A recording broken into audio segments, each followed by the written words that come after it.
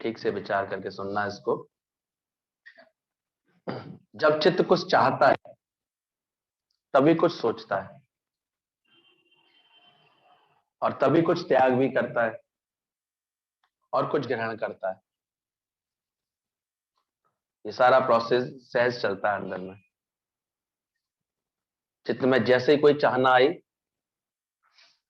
ये सप्लाई दे देती है माइंड को, माइंड विचार करना शुरू कर देता है उसके ऊपर, और उसके बाद अपने आप ही राग द्वेष प्रभाव दिखा देते हैं। कुछ ग्रहण करने की चेष्टा, कुछ त्यागने की चेष्टा। ये पसंद नहीं है, ये ठीक है, इतना ठीक है, ऐसे ठीक है। सब अपने अपने हिसाब से बना लेते हैं, चाहे ज्ञानी हो चाहे अज्ञानी, सब अपने हिसाब से। ये ऑटोमेटिक चित्त में ये चेतनाएं चलती रहती है, और इस तरह से वो फिर अपने आप ही सुख और दुख की लहरें इसके अंदर आती है। तो बोला ये सुख और दुख का भाव जो आता है बार बार, ये अच्छा हो गया, ये ठीक नहीं हुआ। अभी तुम उतने गहरे दुखी नहीं होते हो, ज्ञान इतना समझ में आ गया, लेकिन अभी भी प्रियता अप्रियता बनी रहती है अंदर में। तो उसको बोला गया यही बंधन है, जगत का बंधन और कोई नहीं। भगवान ने जगत को बहुत सुंदर व्यवस्था से बनाया। वो कहता है मैंने इसमें कहीं कोई बंधन डाला ही नहीं है, कोई बंधन है ही नहीं। पर अपने चित्त के कारण, अध्यास के कारण, वासनाओं के कारण और इच्छाओं के कारण, ये तीन मूल कारण बनते हैं। इस कारण ये बंधन हमारे जीवन में महसूस होता है। इसलिए मुक्ति के लिए बस छटपटाते रहते हैं। मुक्ति कैसे मिले, कब शांति आए, कब मुक्ति मिले, कैसे मैं छूटूं, छोड़ते रहते हैं। ये भी कोई विवेकवान मोक्ष की चाहना भी करता है, वरना तो लोग कहते हैं ना, वो तो फिर ऐसे ही खाया पिया भोगा सोया, उनका पशु समान। ये तो जब किसी के चित्त में ऐसी कोई जागृति आती है, वो इस बंधन को भी महसूस करता है कि ये बंधन है और उससे कैसे मुझे मुक्ति पानी है, तब जाकर के वो छूटता है इन सब बातों से। पर गुरु का काम हम देखते हैं, वहां भी अष्टावक्र गीता चल रही थी, दीदी तो 18 परिक्रमा पर पहुंच गई, कह रही थी इतना सुंदर, देखो इसमें लिखा हुआ था जब वो पढ़ रही थी कि कैसे कुछ बोलने तक की भी कोई वासना नहीं रह जाती है।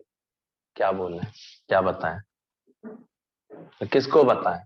बहुत सुंदर उन्होंने प्रकट किया उसको कि कैसे बुद्ध भगवान जब मौन हो गए, शांत हो गए, तो बताते हैं देवताओं ने खुद आकर के उनसे विनती की, सभी देवताओं ने आकर के कि आप कुछ बोलिए, आपको जिस कार्य के लिए भेजा है, जगत के कल्याण के लिए भेजा है, जब तक आप बोलेंगे नहीं तो वो कार्य कैसे होगा, कुछ बोलिए। बुद्ध तो अपने तत्व के आनंद में आ गए थे, वो कुछ नहीं बोले। बहुत रिक्वेस्ट की गई, बोला किसके लिए बोले, उनके लिए बोलने से कोई फायदा नहीं है जिन्हें सुनने का शौक नहीं, और जिनको है अगर लगन तो उनके लिए मैं क्या बोलूं, वो तो खुद पालेंगे। मतलब कितनी सुंदर अंदर की निर्लिप्त स्थिति बन जाती है ज्ञानी की। उनके लिए भी क्या बोलूं, बोलते रहते हैं, कितने ही संत बोल गए, कितने ही ज्ञानी बोल गए, पर जिनको अभी मुक्त होना ही नहीं, बंधन अपने समझ में ही नहीं आते, तो वो मुक्ति क्या होंगे, उनके लिए क्या बोलूं। और उनके लिए भी बोलने से कोई फायदा नहीं, वो तो अपनी चेष्टा से खुद ही कर लेंगे। मतलब अंदर से कितना निष्क्रियता को, निश्चिंतता को प्राप्त होता है ज्ञानवान का चित्त। बाहर से दिखने में आता है कि जैसे गुरु को जैसे कुछ बोलना ही चाहिए, बोलेगा ही बोलेगा, गुरु को शायद बोलने का ही काम होता है, ऐसे कुछ लोग समझने लगते हैं, पर कदाचित ऐसा नहीं होता है। ज्ञान से कितनी अंदर की शांति होती है, और शांति को ही अंदर से हम लोग महसूस करते हैं सभी के जीवन में, कि जिन्होंने भी गुरु से पा लिया है, संग कर लिया है, इस बात को समझने की चेष्टा कर ली, अंदर वाला कितना सारी हलचल से शांत हो जाता है, कितनी निश्चिंतता को प्राप्त हो जाता है। कैसे फिर हुक्म रह जाता है केवल सारे से, परमात्मा का हुक्म रह जाता है। फिर भी देवताओं ने बार बार कहा उनसे, बुद्ध भगवान से, कि नहीं ऐसे नहीं, आपको कुछ तो बोलना पड़ेगा। बोले आप मुझे बताओ से मैं किसके लिए बोलूं। बोले एक तीसरी स्थिति वालों के लिए बोलो। बोले कौन। बोले जो कहते हैं ना, जो डूबना तो चाहते हैं पर डूब नहीं पा रहे हैं, उनको धक्का देने के लिए आप बोलिए। बड़ा सुंदर अर्थ लग रहा था ये, कि कैसे उनको पुश करने के लिए। तब समझ में आता है कि गुरु भी इसलिए बैठ करके यहाँ जिज्ञासु ढूंढता है, साधक ढूंढता है, और इसलिए गुरु के उपदेश भी उन्हीं के लिए होते हैं। जैसे गाय का दूध गाय के बछड़ों के लिए होता है, बाकी तो कोई अगर ले रहे हैं उसका दूध, वो एक तरह से उसका शोषण कर रहे हैं। प्रकृति ने तो दूध किसके लिए दिया है? गाय के बछड़ों के लिए दिया है। तो जब तक हम पूरे इस लेने के भाव में नहीं आते, तब तक तो गुरु के पास आना जाना हम व्यर्थ कर रहे होते हैं। केवल खामा का मजमा लग रहा होता है, लोग आ रहे होते हैं, जा रहे होते हैं।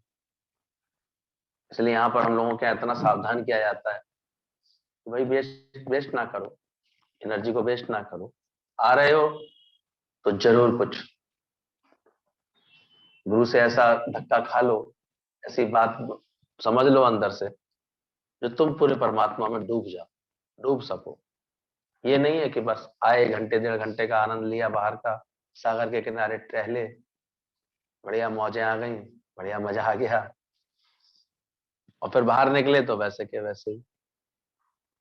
इन्हीं बातों को बार बार बोला है। पत्थर की पुतली बाहर निकलते ही फिर सूख गई, कपड़े की पुतली बाहर निकली तो फिर सड़ गई और उल्टा वेस्ट हो गई। लेकिन जो नमक की पुतली बनती है, वो जो है जरूर जो है डूब के लीन हो जाती है, उसमें ऐसे गुम हो जाती है। तो वही सुंदर समझ दी जा रही है कि अनुभव का ज्ञान बनना चाहिए हमारे जीवन में, बाहर का ज्ञान ना रह जाए केवल। कैसे गुरु हम सबके जीवन में कब कब में बैठ करके ऐसा ही रंग डाल देता है कि आज ज्ञान के बाद ब्रह्म ज्ञानी के जीवन को हम लोग देखते हैं, उसके जीवन में होली का भी रंग होता है। इतने रंग बिरंगे, इतने कलरफुल, इतने सुंदरता से सजे हुए सारे भाव होते हैं ब्रह्म ज्ञानी के। महफिल इतनी सुंदर होती है, अच्छी होती है, कहीं सूनापन निराशावाद ये सब नहीं रह जाता उसके जीवन में। तो होली जैसा त्योहार होता है उसके जीवन में, और साथ ही साथ दिवाली जैसा प्रकाश भी होता है उसके जीवन में। गुरुजनों को जब भी देखा, ऐसा प्रकाश फैलाते हुए देखा, कहीं कोई अंधेरा नहीं, कहीं कोई ऐसे उदासी की बात नहीं, कहीं रोना झिकना नहीं। ज्ञान आ जाएगा तब सब खत्म होगा अच्छे से। नहीं तो आदमी को जब तक मन चल रहा है, ख्याल चल रहे हैं, कुछ और सोच रहा है, अंदर कुछ है बाहर कुछ है, तो बहुत पीड़ा से सही रहा है वो। जब ये सब मिट जाती है तो बहुत अच्छा लगता है। तो बोला ज्ञानवान के जीवन में दिवाली का प्रकाश हो जाता है, होली के रंग आ जाते हैं, और नवरात्रों जैसी पवित्रता आ जाती है, शिवरात्रि ऐसा वैराग व्रति आ जाती है। बहुत अच्छा लग रहा था कैसे वो सबको रक्षा के सूत्र में बांध करके, रक्षाबंधन भी उसके जीवन में रहता है, और कैसे वो आजाद भी रहता है। तो इंडिपेंडेंस डे भी सेलिब्रेट वही कर सकता है अच्छे से, क्योंकि मुक्त है वो हर बात से। तो ये सारे रंग गुरु जी के जीवन में देखे हैं, और हमने देखा उन्होंने सब अपने बच्चों को अपना रंग दिए बिना छोड़ा नहीं, सबको ऐसा दे दिया। अभी अपने आप ही हम देख रहे थे वहां पर, ये तो कुछ प्रोग्राम होता पहले कहते या बाद में कहते, लेकिन निराकार को तो पता है ना, इस प्रेम का पता उसको होता है कि कब जाना है, कब पहुंचना है, कब क्या होना है। पहले भी ऐसे ही हुआ था, एक बार लेकर के गए थे हम बस, तो फिर उसने कहा हम लोग फैजाबाद जा रहे हैं, वहीं लेके आ जाओ, तो पूरी गाड़ियां लेकर के हम सीधे फिर वहीं पहुंच गए थे, बाराबंकी होते हुए। तो हमेशा से ही हम देखते हैं कि गुरु को इस मिलाप कराने की, और कैसे वहां के भी प्रेमी इतने एक्टिव होकर के दूसरे दिन तो इतना, सुबह कल तो अच्छे से हमारे समय का भी ध्यान रखा उन्होंने। हमने कहा 9 9:30 तक हमें निकलना भी है, पूरे 2 घंटे अच्छे सत्संग भी हो गया, महफिल भी सज गई, प्रसाद भी हो गया सारा, और अच्छे से निकल भी आए। तो तेरा तुझको अर्पण भी कराया चलते चलते, क्योंकि है ही सब गुरु का अर्पण किया। ये सब अनुभव जब बनने लगते हैं जीवन में तब अच्छा लगता है कि कैसे देखो वो आप अकेला सकता है। तुम नहीं भी सोचो तो उसका खेल चलने वाला है। इसलिए हम देखते थे ज्ञानी ज्ञानवान के लिए बोलते हैं कि वो केवल भगवान का यूजफुल हैंडल बनता है। अब उस हैंडल को कैसे काम लेना है, कैसे चलाना है, तो अच्छा अनुभव बन जाते हैं। तुम बस सच्चे होते जाओ, अंदर से पवित्र होते जाओ, तो देखो भगवान अपना कार्य स्वयं करता है। आप अकेला सब करो, बस इन तीनों चीजों से अपने को मुक्त करते जाओ। देहाभिमान ज्ञान के अभ्यास से दूर हो सकता है। वासनाएं जो हैं वो भी गहरे ज्ञान के समर्पण से, समझ से क्षीण होती हैं, क्योंकि वो होती हैं पूर्व जन्मों की वासनाएं भी होती हैं, इस जन्मों में भी अनेक वासनाएं हम पाल लेते हैं। तो चित्त हमारा वासनाओं का जमघट है, वासनाओं से ही सारा जगत बना हुआ, उसी से ही सारे जगत की उत्पत्ति है। तो वासना को त्याग मन जब आएगा, आत्मा आनंद तभी तो पाएगा। ये आत्मा के आनंद के लिए इस अभ्यास में लगे रहना चाहिए। वासनाएं जन्म मरण में लेके जाती हैं, वासनाएं जो है वही चाहनाएं बन करके चित्त में चाहना इच्छाएं पैदा करा देती हैं। अंतबेली की जैसी वासनाएं होती है हमारे चित्त में जमाई हुई, वैसे ही देखो आपके अंदर चित्त में चाहनाएं आएंगी, और वैसे ही जो है फिर सुख दुख बनेगा, तो फिर वो जगत बन जाएगा आपके लिए सारा। बाकी तो जगत तुम्हारे आनंद के लिए जो सिखाया जाता है वो यही है, सियर बनो। बहुत अच्छा उनकी बताते थे, एक विचार का तल होता है, एक कर्मों का ही तल रहता है। पहला होता है कर्मों के लेवल पर लोग जी रहे होते हैं, एक विचार के लेवल पर जी रहे होते हैं, वो उनसे कुछ श्रेष्ठ कहे जाते हैं। और सबसे ऊपर वाले तल पर जो होते हैं वो साक्षी का तल होता है, केवल वहां पर साक्षी भाव रह जाता है। ठीक से इस बात का अपना अनुभव बनाना कि अभी हमारा जीवन कौन से स्तर पर आता जा रहा है। कर्मों की महिमा है, कर्म की ही बात है, सारे समय ये करना है, यहाँ जाना है, ये से देखना है, ये होना है। उन्हीं कर्मों में फिर देखो पूरी राजनीति आ जाती है, उसने ऐसे किया, हमने ऐसे किया, उसने दिया, हमने नहीं दिया, हमने लिया, वो किया, इसमें सब पड़े रहते हैं। इसलिए लेना देना में मगज ऐसे गर्म होता रहता है लोगों का। क्या करना, प्रेम में जो हो जाए सो ठीक। ज्ञानी को कभी भी देखो कुछ भी करेगा, उसे कोई कर्ता भाव ही नहीं है, इसलिए वो सरल है, सहज है।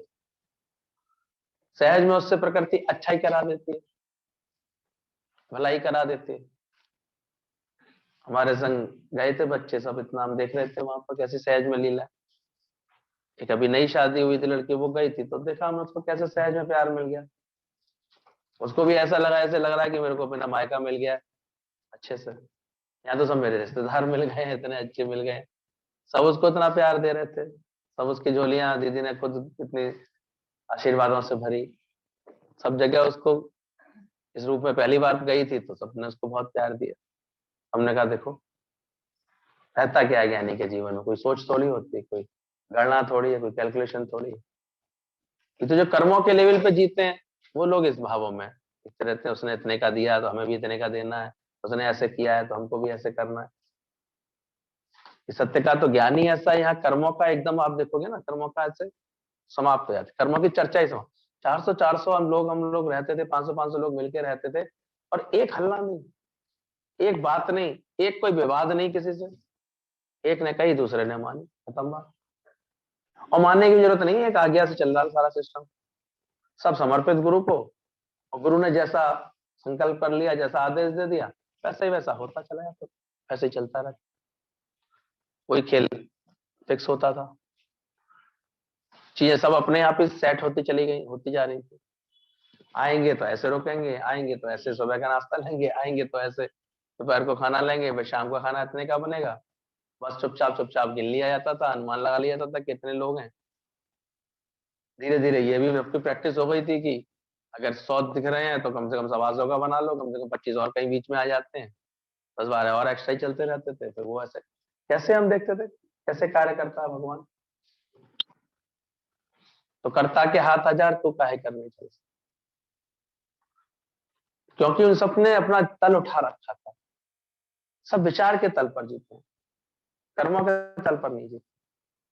कर्मों के तल पर बंधन ही बंधन रहेगा। तभी तो लोगों को कर्मों से खुशी मिलती है, हम ये करा है बड़े खुश, हाय ऐसा कब होगा कब नहीं होगा, फिर ऐसे परेशान।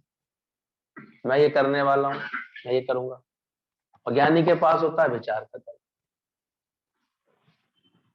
पहले धीरे धीरे गुरु हमको कर्मों के तल से विचारों के तल पे लाता है, तो हम थोड़े से फिलोसफर बनते हैं, दार्शनिक होते हैं, अब समझ आ जाती है। अब अंदर से अनुभव से बात करते हैं कि क्या हुआ अगर किसी ने जैसे किया, जैसे उसकी भावना रही होगी, तो विचार आ गया ना अंदर से कि है ही भगवान। जहां जैसे जिसको समझ पड़ी होगी, वैसे जिसका अनुभव होगा, फिर कैसे राग द्वेष आएगा? अज्ञानी राग द्वेष से भर जाता है तुरंत किसी के कर्म देख करके।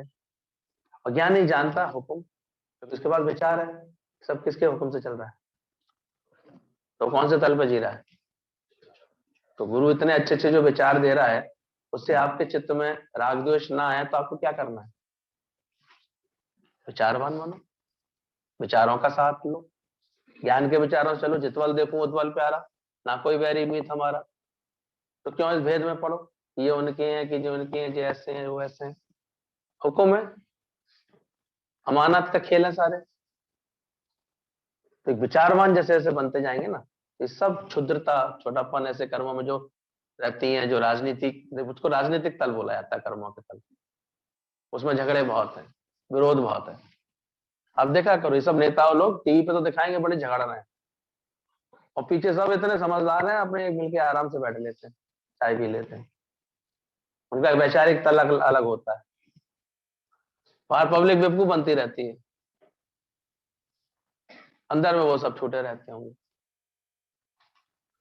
लेकिन तीसरा तल जो ब्रह्मज्ञानी के पास होता है, उच्च कोटि के ज्ञानियों के पास होता है, वो साक्षी तल। वो धीरे धीरे उन सब बातों का साक्षी बन जाता है। लेकिन जितनी करुणा से गुरु ने हम सबके साथ मेहनत की है, और एक एक को आप समान बनाया। सोचो, ऐसे नहीं कि मेहनत करके गुरु ने छोड़ दिया हो, फिर आगे क्या किया है सोचो। एक एक को इसी कार्य की प्रेरणा दे दे करके, ना ना करके फिर यही काम करवा लिया है। समझे नाना जी, करना तो यही पड़ेगा जक मार के, यहाँ और कोई काम नहीं है।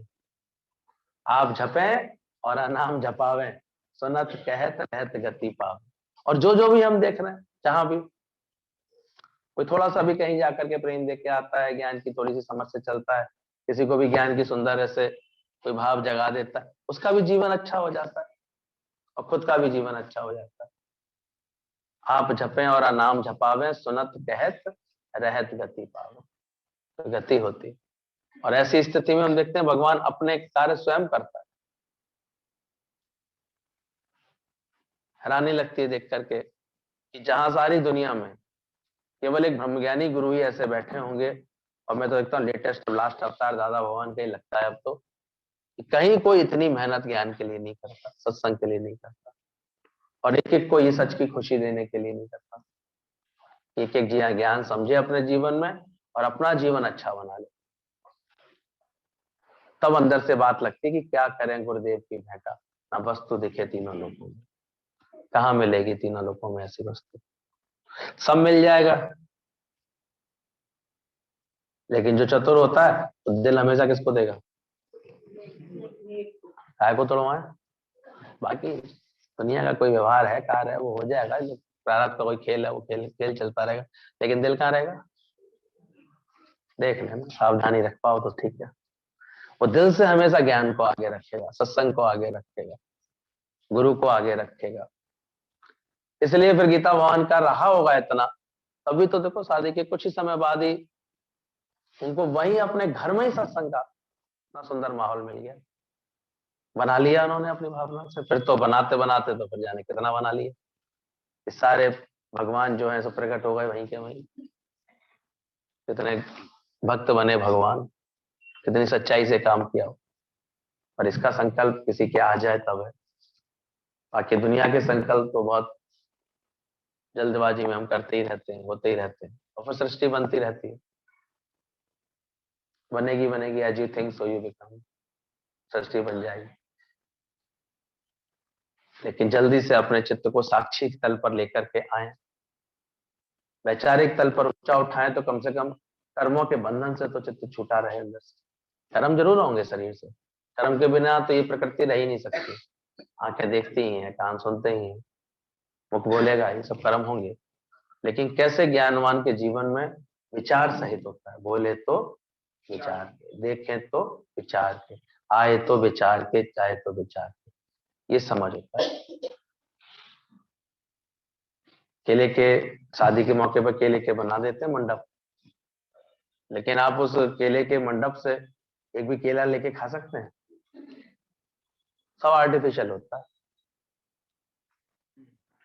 तो दुनिया में हम देखते हैं बड़े बड़े मंदिर, बड़े बड़े वैसे वो थे सब, वहां पर इतना सब था, लेकिन कोई सोचो ज्ञान का, आनंद शांति का कोई तुम्हें वहां केला मिल जाएगा खाने के लिए, वो नहीं था।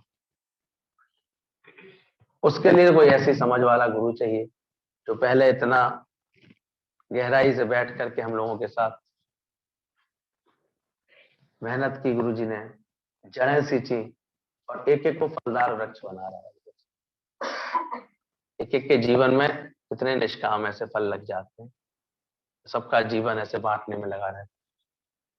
कभी गए थे, छोटा सा घर हुआ करता था सुनीता दीदी का, सिंधी लड़कियां थी, 5-6 बहनें थी। फिर कैसे छोटे से उनके घर में, पहले तो लेबर कॉलोनी वाले घर नहीं होते उस तरह के घर में सत्संग, वहां पर रामनगर में अच्छा एरिया था, वहां शुरू हुआ था। बच्चों ने भी इतना प्यार किया गुरु से, सरला दीदी, समता दीदी, इन सब ने। अभी भी हम देख रहे थे चित्रा दीदी, कितना गुरुजी ने उनको अपने घर से ही मुक्त करा दिया। कैसी सिचुएशन, हम तो वहां बात करके महसूस कर रहे थे। मैंने कहा देखो दीदी, आपकी सिचुएशन ऐसी थी कि घर में इतने बंधन थे, तो बहू होते हुए भी आपको ज्ञान के लिए इतना मुक्त करा दिया। उनके हस्बैंड इतने कोऑपरेटिव निकले कि कहते नहीं गुरुजी तो आप ही की है, शुरू से ही शादी करके किसकी है ये चित्रा, तो उनके मुंह से ये निकलता आपकी है। थे भी इतने विनम्र, अभी भी मिलते हैं जब, इतने अच्छे से, इतने सरल स्वभाव है उनका। तो हमने देखा उनको कितना कितना 2-2 महीने, 3-3 महीने गुरुजी खींच के अपने यहाँ बैठाए रखते थे।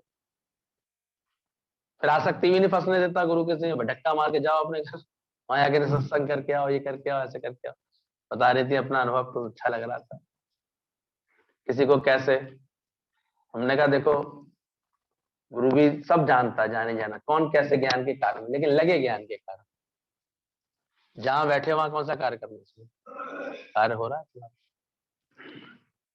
हमारी सिचुएशन देख करके गुरु जी ने और संकल्प अलग तरह के किए, जहां बैठे का वहां ज्ञान का कार्य करें।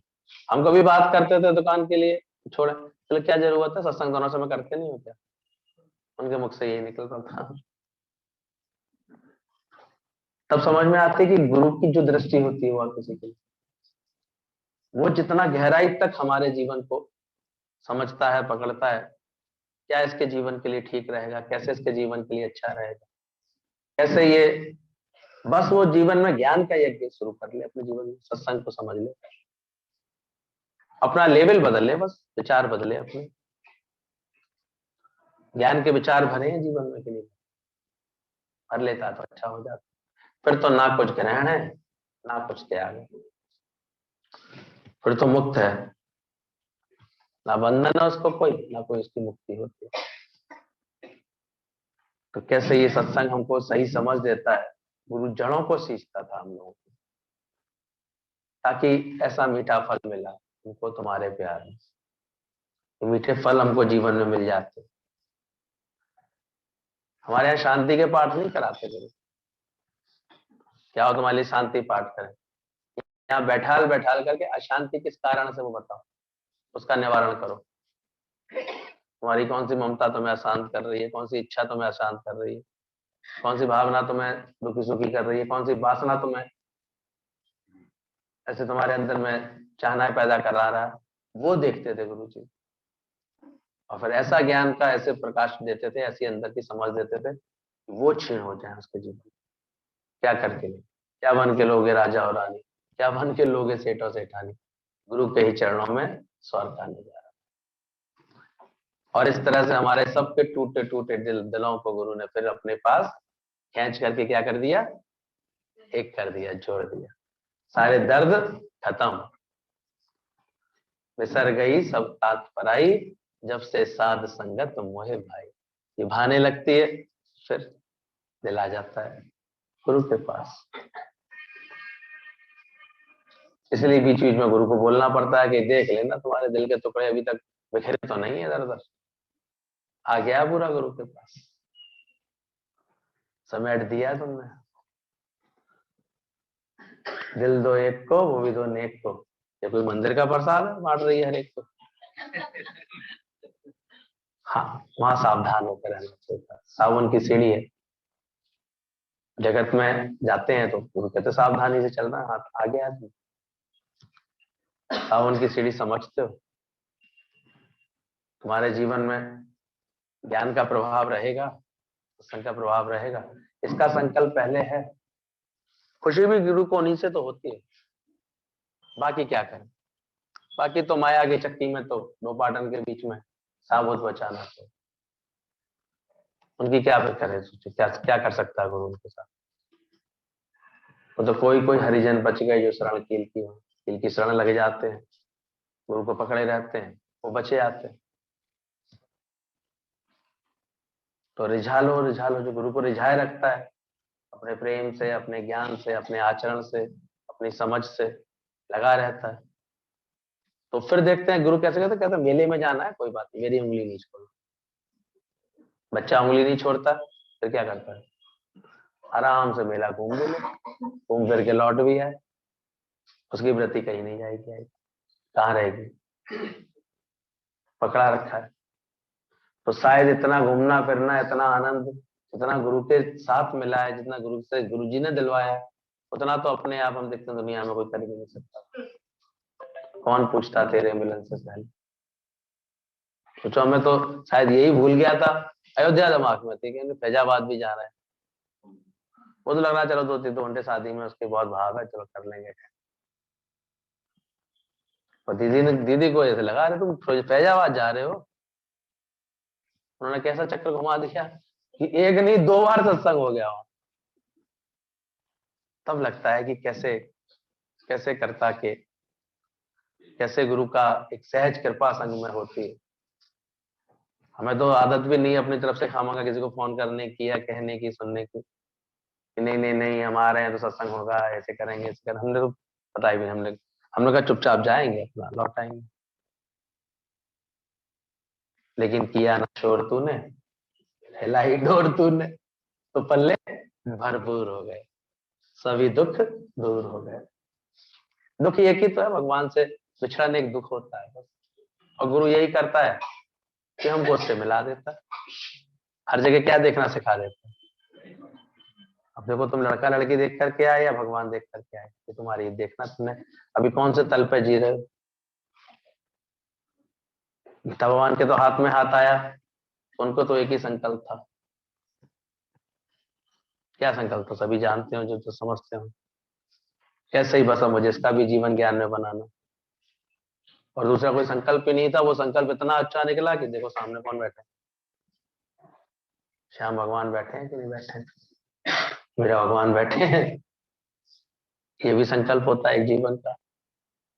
बाकी तो फिर क्या है, बाकी तो फिर ऐसे ही चला जाता है।